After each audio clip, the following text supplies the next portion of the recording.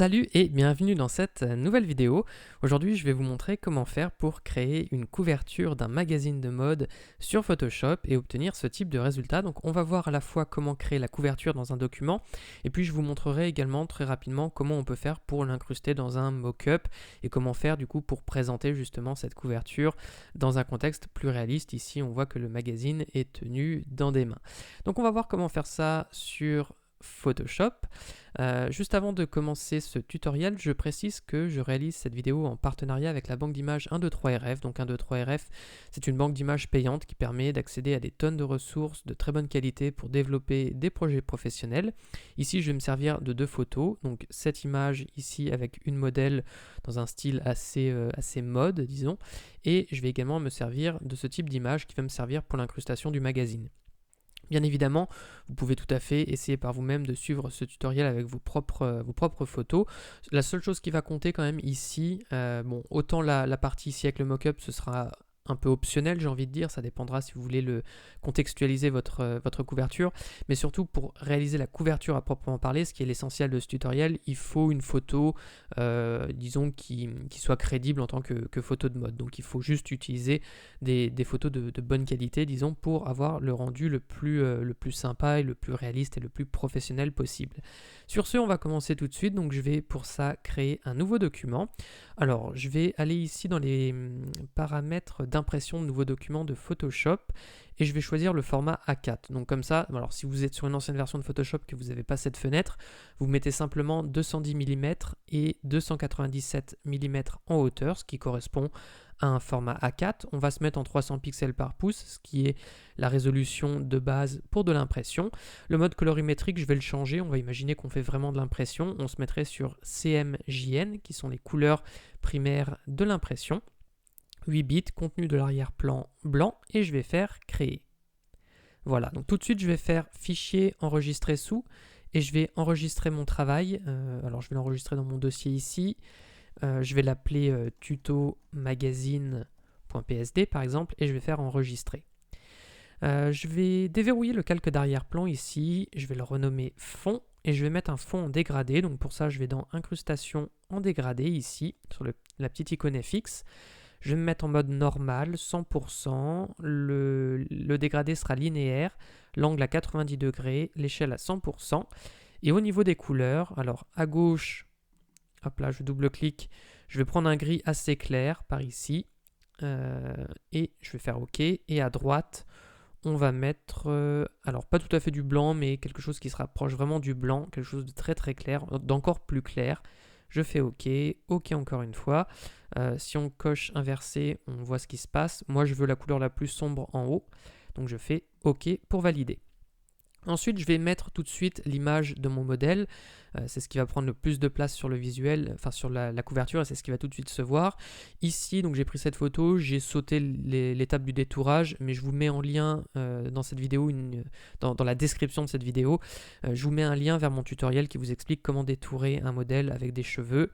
Comme ça, vous ne serez pas perdu si vous avez à faire cette manipulation. Je fais commande C ou CTRL C sur PC pour copier mon calque sur lequel mon calque détouré, et je vais faire commande V ou CTRL V sur PC pour coller ce calque. Et je vais faire commande T ou CTRL T également, et je vais le redimensionner un petit peu pour le placer à peu près comme je souhaite. Donc je vais le mettre un tout petit peu sur le côté, donc je ne mets pas la tête au centre, je me mets volontairement un petit peu sur le côté, comme ça un peu excentré. Je vais le réduire un peu, et on va dire que là on est bon, et j'appuie sur Entrée pour valider. A savoir que sur les magazines de mode, c'est pas obligatoire de faire un détourage. Il y a des fois des magazines de mode sur lesquels le modèle est sur un fond, ça passe tout à fait également. Après, tout dépend de ce que vous voulez faire, mais n'hésitez pas pour vous inspirer également à regarder des couvertures de magazines de mode, tout simplement pour voir un petit peu comment c'est fait. Alors je vais refermer mon document ici, j'en aurai plus besoin, et je vais me consacrer donc à mon document ici. Je vais pour commencer également aller dans Affichage et je vais faire nouvelle disposition des repères. Je vais décocher les colonnes et les rangées si vous les avez cochées. Je vais juste mettre marge et je vais mettre 1,5 cm partout. Donc comme ça me fait une marge et en fait c'est la marge en dehors de laquelle je ne mettrai pas du texte, je ne mettrai pas des éléments importants en dehors de cette marge. Donc c'est pour structurer ma couverture et placer les éléments correctement. Donc je fais OK pour valider. Et ensuite, je vais pouvoir placer mes textes, puisqu'en fait, tout le reste sur une couverture, c'est finalement des éléments de texte. Sur un magazine de mode, du moins, après, d'autres magazines peuvent avoir des éléments graphiques, mais ici, on va surtout mettre du texte. Donc, on va voir que c'est surtout en jouant sur les éléments de texte et en les faisant ressortir avec des couleurs et quelques astuces graphiques qu'on va structurer notre couverture. Alors, je vais écrire le titre du magazine. Donc, moi, pour l'exercice, je l'ai appelé Fame. Donc, je vais aller ici dans l'onglet caractères une fois que j'ai écrit le mot qui m'intéresse. Si vous ne l'avez pas, cet onglet caractère, vous allez dans Fenêtre et vous cliquez sur caractère pour l'ouvrir. Je vais beaucoup aller dedans, donc je le précise tout de suite. La couleur, je vais la changer. Je vais prendre du rouge. Je vais prendre ce rouge là, donc c'est le code hexadécimal, c'est FF et puis que des zéros. Je vais faire OK. Je vais changer la typographie. Je vais mettre Playfair Display. C'est une typographie dont je vous ai mis le lien en description. Je vais la mettre tout en majuscule, je vais la mettre en mode régular et au niveau de la taille, alors 200 ça va être un peu grand, je vais mettre 160 et quelques et je vais augmenter l'espacement des caractères. Ici je vais mettre par exemple 150 d'espacement des caractères. Là je vais réaugmenter la taille. Et je vais considérer que là je suis plutôt bon. Alors j'utilise les flèches du clavier pour déplacer mon texte. Je peux faire commande A ou CTRL A sur PC. Pendant que mon calque de texte est actif, ça me sélectionne tout mon document. Et comme j'ai ici l'outil déplacement qui est sélectionné, je vais pouvoir le centrer sur mon document et je fais commande D pour désélectionner. Et ensuite, je vais le placer sous mon calque modèle, celui-ci, comme ça le titre du magazine apparaît derrière le modèle, mais il reste lisible, donc il y a beaucoup de magazines qui font ça. Je vais placer mon texte comme ceci, je peux le surélever peut-être un tout petit peu encore. Et voilà, là je vais considérer que je suis bon.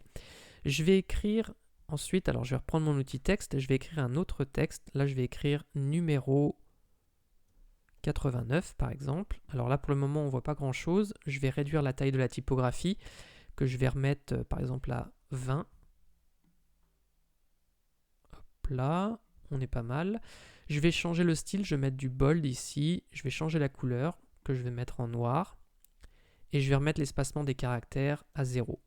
Voilà. Et je vais écrire numéro 89. Donc je reprends l'outil texte, j'appuie sur Entrée pour revenir à la ligne et je vais écrire janvier 2020. Donc là comme ça on met le numéro et la date. Je vais changer le style de paragraphe que je vais mettre ici sur un alignement à droite. Et je vais réduire la taille de mon texte. Je vais mettre peut-être 16. Non, je vais même mettre encore plus petit. 14. Voilà. On va se mettre quelque chose comme ça. Et je l'aligne et je le place à peu près ici à ce niveau-là. Si j'ai besoin, je peux décaler mon modèle un petit peu vers la gauche.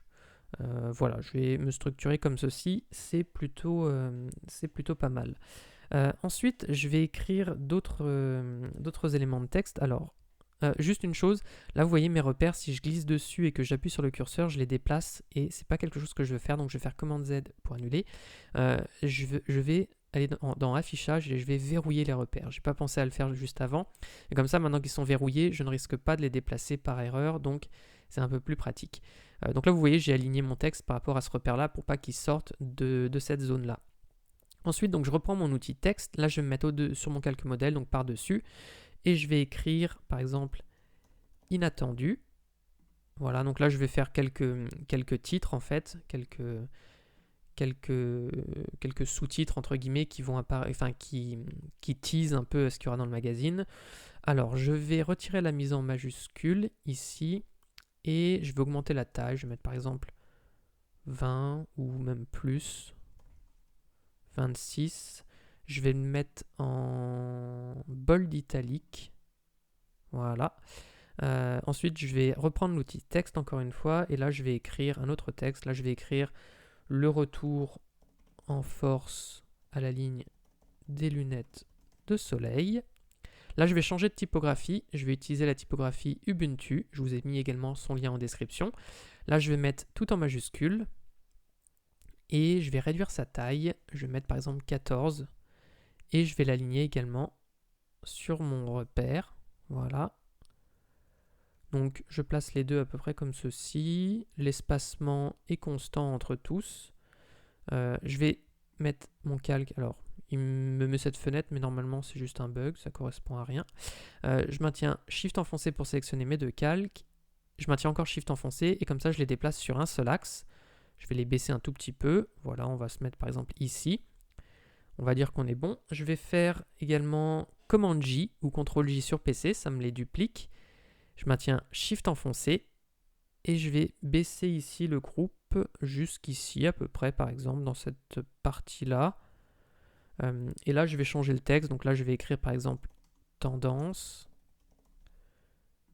Et je vais changer le sous-titre également.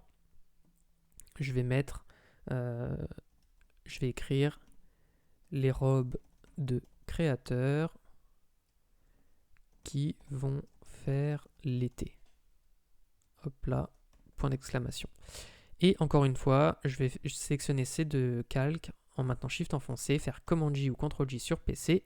Je maintiens encore Shift enfoncé et là je vais en replacer un autre un petit peu en dessous. Que cette fois-ci je vais l'appeler, ici je vais écrire phénomène. Et juste en dessous, je vais écrire les nouveaux codes. Alors je suis en train de remarquer que j'avais oublié le S sur mon modèle tout à l'heure.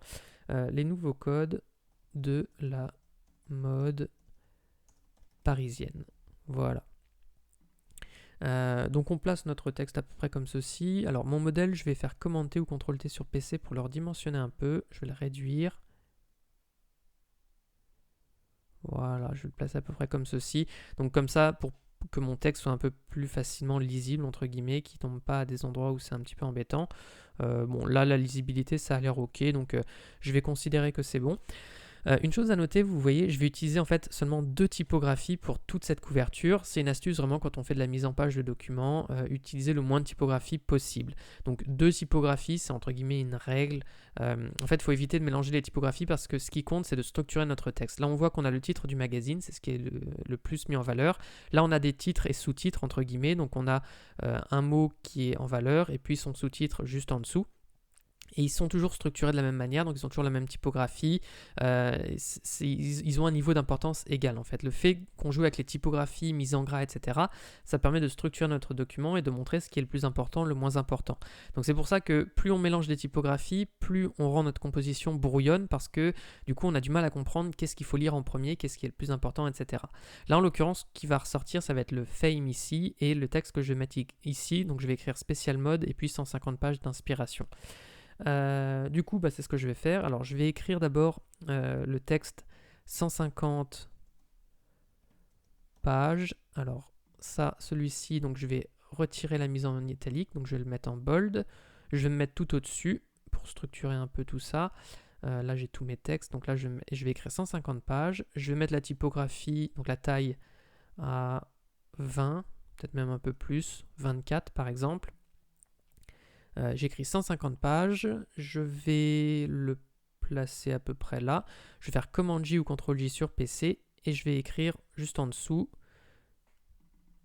Donc je duplique ce calque et j'écris d'inspiration. Voilà. Alors là, je duplique le calque et je ne fais pas un retour à la ligne sur le même calque, tout simplement parce que je vais mettre un rectangle derrière et pour aligner correctement mes objets, je préfère travailler comme ça, donc sur 2 calques séparés. 150 pages d'inspiration. Alors je vais sélectionner mes 2 calques, je vais même augmenter la taille de la typo, je vais mettre 30. Je pense que ce sera bien. Je vais les aligner donc tous les deux à droite. Voilà. Si je ne suis pas sûr qu'ils soient alignés, je maintiens Shift enfoncé pour sélectionner les deux et je clique sur cette petite icône qui me permet de les aligner comme je souhaite. Je vais descendre un peu celui du dessous.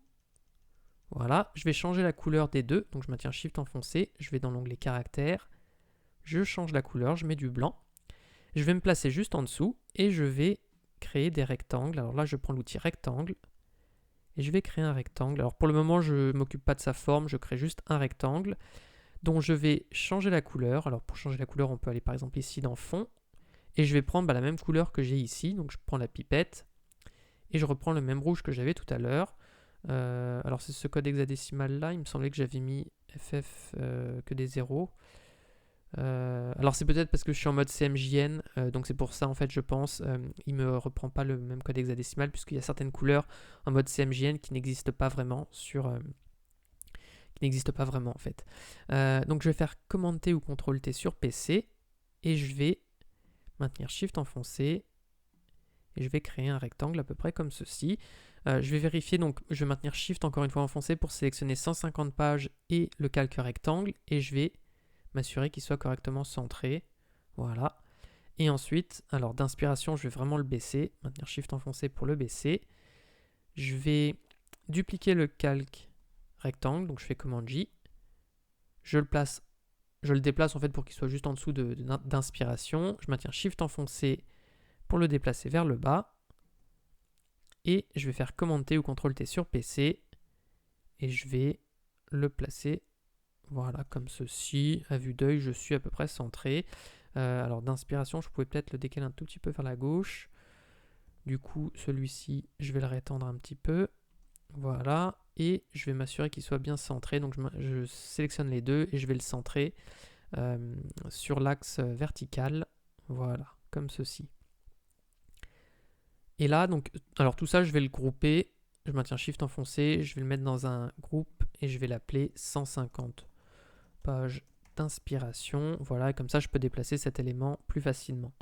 Je me rends compte aussi que je pourrais peut-être baisser encore un peu celui-ci. Donc je maintiens Shift enfoncé à chaque fois pour sélectionner les deux éléments.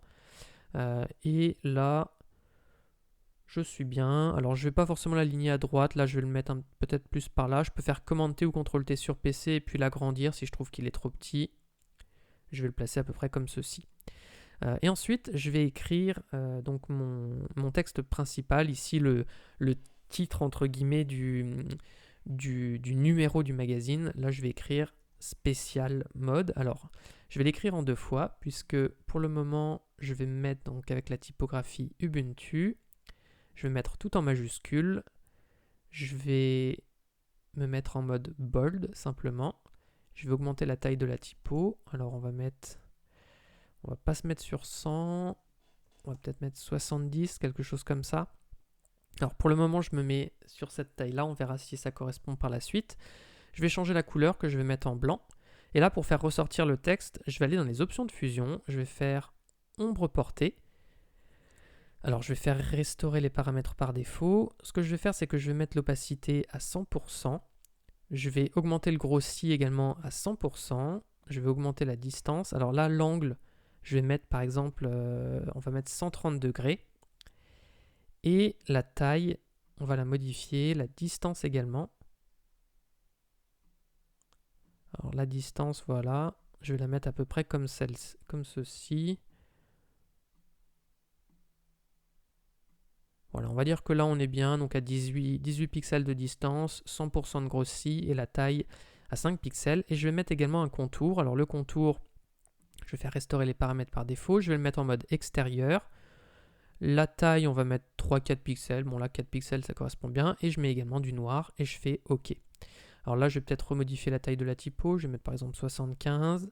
Comme je vois un peu mieux ce que ça me fait. Je fais commande J pour le dupliquer. Ou CTRL J sur PC. Et je vais écrire mode sur la version dupliquée. Et je vais mettre le duplicata par ici. Alors le duplicata je l'ai aligné tout à droite. Et c'est le mot spécial à la limite que je vais remettre plus par ici.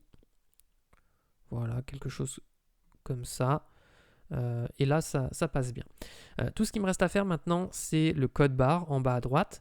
Donc, ce que je vais faire, c'est que je vais prendre mon outil ici, rectangle. Je vais faire un rectangle qui part ici de mon repère. On va faire un rectangle à peu près de cette taille-là, voilà. Donc le rectangle est blanc, donc on met un fond blanc, on ne lui met pas de contour. Je vais prendre l'outil texte et je vais écrire, alors là je vais écrire des numéros un petit peu au hasard. Je vais tout de suite changer la taille de la typo. On va mettre du 12. On va retirer le mode bold, on va se mettre en régular, on va se mettre en noir. Voilà. Donc là j'écris des numéros un petit peu au hasard. Je vais mettre un tiret. On remet quelques numéros. Voilà, des fois il y a des lettres un peu comme ça au hasard. J'ai pas regardé à quoi ça correspondait exactement, mais voilà, et puis on va mettre le prix, 2,50 €. Là je vais surligner ça et je vais le mettre ça en gras.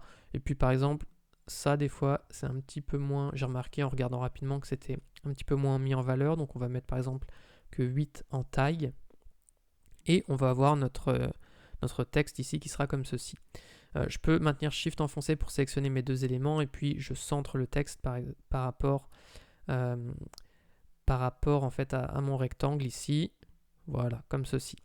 Et ensuite, pour le code barre, c'est très simple. On va prendre l'outil ici rectangle. Je vais faire une barre comme ceci, admettons. Je vais la mettre en noir. Et là, eh bien, je vais tout simplement la dupliquer. Alors, je fais commande J pour la dupliquer. Je la duplique plusieurs fois. Je la mets un peu partout. Hop là. Je vais aller jusqu'au bout. Et ensuite, je fais encore commande J pour dupliquer, mais cette fois-ci, je vais changer sa taille. Je vais maintenir Shift enfoncé. Je vais faire commande T ou CTRL T. Je maintiens Shift enfoncé. Alors, si vous êtes sur une ancienne version de Photoshop, pas besoin de maintenir Shift enfoncé, mais je maintiens Shift enfoncé, sinon, vous voyez, ça me le redimensionne comme ça. Donc, selon si vous êtes sur la version 2020, 2019 ou une autre version, maintenez ou non Shift enfoncé, vous le verrez à l'usage, ce que ça vous fait. Et comme ça, j'épaissis un peu ça. Je fais commande J et je vais le placer, cette forme-là, un petit peu partout. Et donc, vous voyez un petit peu où je veux en venir. Je vais finalement épaissir tout ça. Donc, je fais commande J. Je répète pas à chaque fois, hein, mais c'est toujours la même manipulation. Commande J, plein de fois. Et le but, c'est de créer des irrégularités, entre guillemets. Voilà. Hop là. Ensuite, donc, je vais faire commande J encore une fois. Je pourrais en faire un qui soit encore plus épais pour me mettre à quelques endroits.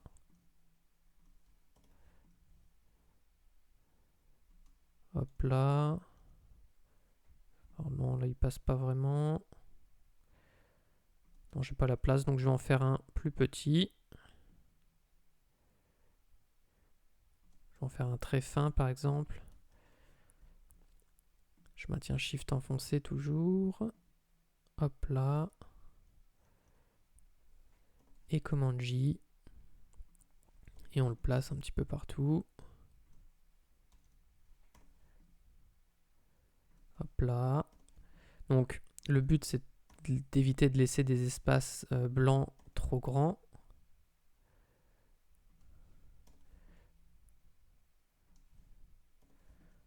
Voilà.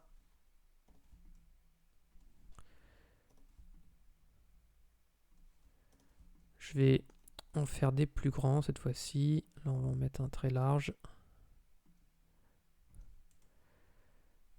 Faire commande J. On va en mettre un là. Alors, oups, j'ai fait un raccourci qui m'a juste retiré les règles, mais c'est pas grave. Et alors, j'essaie d'aller le plus vite possible pour faire ça et avoir un code barre qui ressemble à quelque chose. Bon, on va dire qu'on est bon là. J'en mets un là. Un là. Et je vais en mettre un fin ici. Bon, on va considérer qu'on est bon ici pour notre code barre. Alors juste ici, peut-être j'ai un grand trou quand même.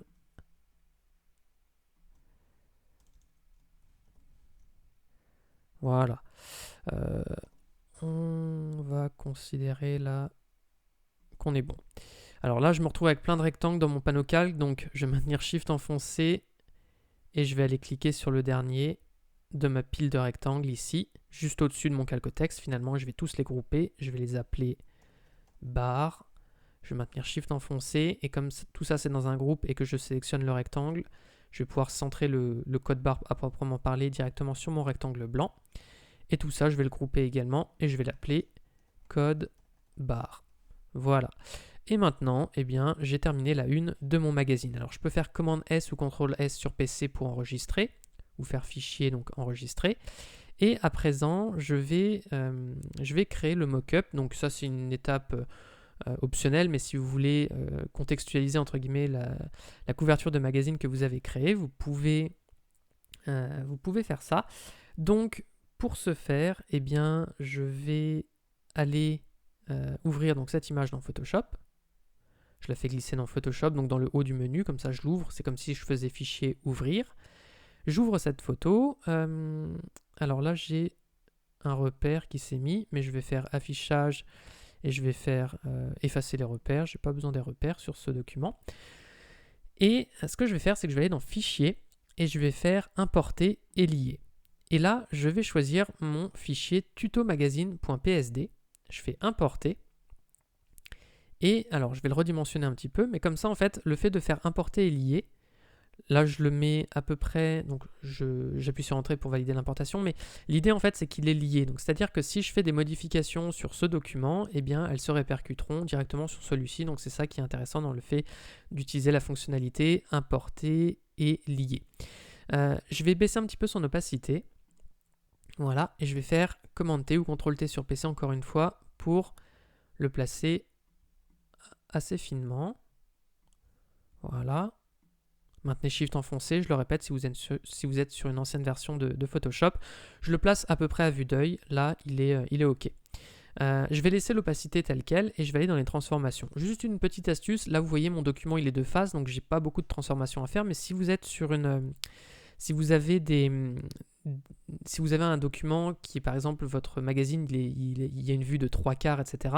Ce que vous ferez, c'est que vous irez dans transformation et vous pourrez faire par exemple inclinaison et vous pourrez prendre les points là par exemple et les placer par exemple sur les points qui correspondent à votre magazine par exemple pour justement lui donner un effet de perspective. Donc moi je ne vais pas faire ça, je vais faire Commande Z pour annuler. Ici je reste assez droit, donc vous pourrez utiliser différentes transformations, que ce soit donc la transformation ici, ou alors sinon vous pouvez faire Commande T ou Ctrl T sur PC, et quand vous maintenez la touche Commande ou Ctrl sur la touche Commande sur Mac ou Ctrl sur PC et que vous faites un clic ici sur ces points, eh bien vous voyez, vous modifiez la perspective. Donc ça c'est pareil, ça peut être intéressant pour modifier la perspective et vous faites coïncider les points avec les extrémités finalement de votre magazine pour lui donner de la perspective.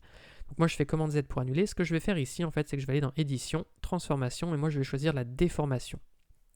Et là je vais zoomer et je vais placer mes points ici sur les extrémités pour que ça coïncide bien. Voilà, donc là on va le mettre ici.